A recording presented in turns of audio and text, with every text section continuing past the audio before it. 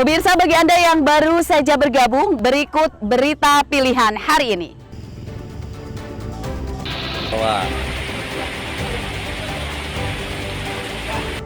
Kebakaran musola di dalam rumah tahanan Menggala Tulang Bawang menyebabkan narapidana panik.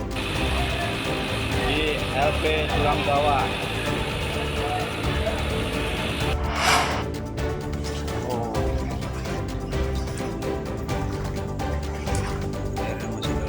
Ratusan rumah di pesisir Bandar Lampung terendam banjir rob.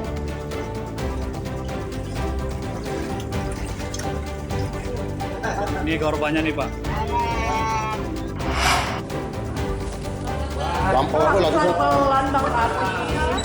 Maling motor asal Lampung Timur yang menyerang polisi menggunakan senjata api ditembak kakinya.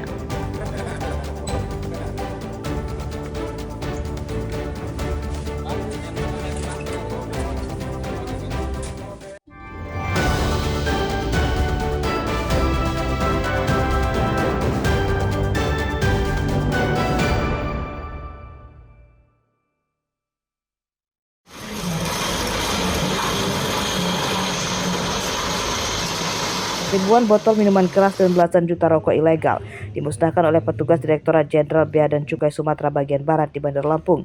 Seluruh barang bukti disita dalam waktu September 2024 hingga 2025 oleh petugas Bea dan Cukai Lampung dan Bengkulu. Barang-barang ilegal senilai lebih dari 74 miliar rupiah dan potensi kerugian negara yang berhasil diselamatkan sebesar hampir 30 miliar rupiah. Untuk kepentingan hukum, barang-barang ilegal tersebut kemudian dimusnahkan. Minuman keras dimusnahkan dengan cara dilindas mesin silinder atau stomp, lalu barang bukti rokok ilegal dan lainnya dimusnahkan dengan cara dibakar. Hari ini sama-sama kita saksikan pemusnahan hasil tangkapan yang sudah ditetapkan sebagai barang menjadi milik negara itu dari bulan September dan Oktober 2025, karena sebelumnya kami sudah melakukan pemusnahan. Tadi kita sama-sama saksikan jumlah pemusnahan itu 29,18 juta batang rokok ilegal, dan ini kami peroleh dari penindakan atas distribusi rokok. Biasanya kami lakukan itu di Pelabuhan Bakahuni atau berdasarkan informasi, kemudian pengiriman rokok itu bisa dari Jawa ataupun yang dari atas itu berupa truk-truk biasanya, atau juga kami lakukan lewat operasi pasar di seluruh wilayah kerja Kanwil Bea Cukai Sumbaksar di seluruh wilayah Provinsi Lampung dan Bengkulu. Penyitaan dan pemusnahan barang-barang ilegal tersebut diantaranya bertujuan untuk menjaga iklim usaha yang sehat, mendorong kepatuhan pelaku industri, dan melindungi masyarakat dari risiko kesehatan. Penindakan barang ilegal dinilai krusial untuk menciptakan persaingan usaha yang adil. Jeffrey Arifin melaporkan dari Bandar Lampung.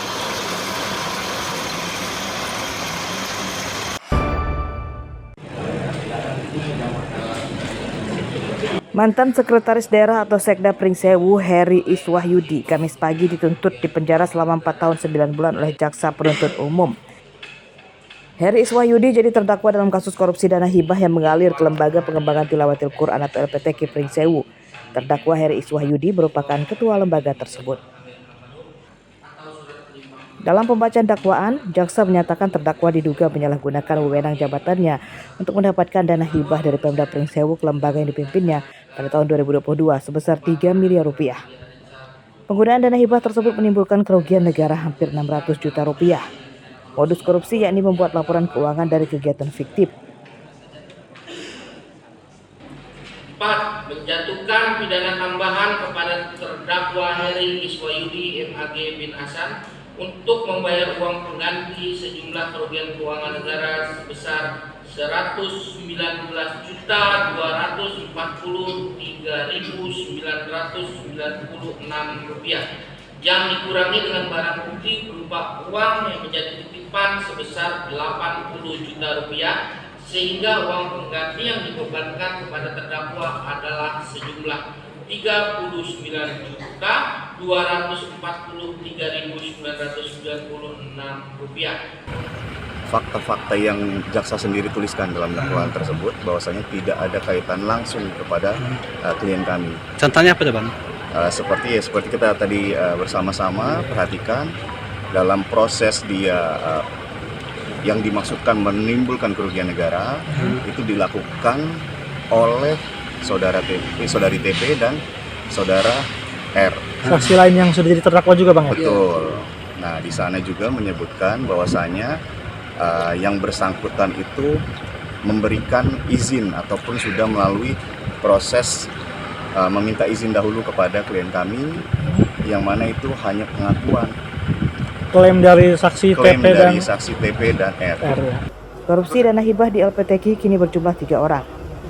Penangkapan Heri Iswahyudi tersebut merupakan hasil pengembangan kasus 2 anak buahnya bernama Rustian dan seorang perempuan bernama Tri Prameswari pada awal Desember 2024. Keduanya menjabat sebagai wakil ketua dan bendahara di LPTK Pringsewu. Arsadi Saputra melaporkan dari Bandar Lampung.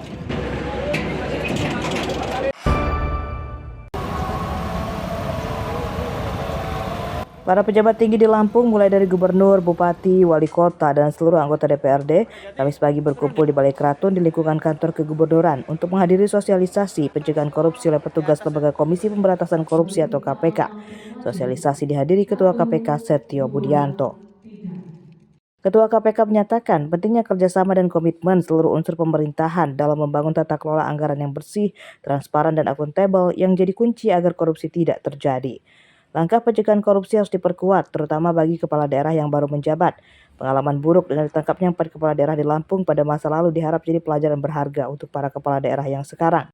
Kegiatan luar biasa, karena Gubernur Lampung tidak hanya menghadirkan wali kota, bupati, kemudian pejabat di lingkungan provinsi, kemudian inspektur, sekda dan lain-lain, tapi bisa menghadirkan KPK, kemudian instansi KPK, bahkan hakim tipikor pun juga hadir. Ya, jadi kegiatan merupakan kegiatan sifatnya sinergi. Beberapa hal tadi sudah saya sampaikan, ya, berkaitan masalah tata kelola pemerintahan. Kemudian yang lebih penting adalah urusan transparansi dan akuntabilitas. Itu saya tekankan, ya, dengan harapan bahwa pencegahan perilaku anti korupsi tidak terjadi di lingkungan Provinsi Lampung dan seluruh kabupaten kota yang ada.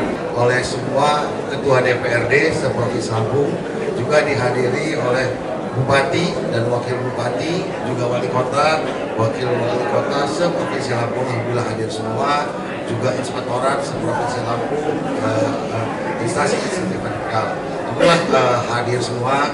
Kami percaya pencegahan korupsi harus dilakukan secara bersama-sama, seperti visinya Pak Prabowo bersama Indonesia Maju menuju Indonesia Emas. Jadi bersama-sama kita punya komitmen. Bagaimana tadi ada insight dari Ketua KPK dalam keadaan Provinsi Lampung hari ini dan harapan-harapan untuk Provinsi Lampung. Di Lampung sudah ada 4 kepala daerah yang ditangkap oleh KPK. Mereka adalah Mustafa, mantan Bupati Lampung Tengah, Jainuddin Hasan, mantan Bupati Lampung Selatan, Amami, mantan Bupati Mesuji, dan Agung Ilmu Mangkunegara, mantan Bupati Lampung Utara. Keempatnya ditangkap KPK akibat kasus suap proyek di Dinas PUPR dan Dinas Perdagangan di daerah yang mereka pimpin. Jeffrey Arifin melaporkan dari Bandar Lampung.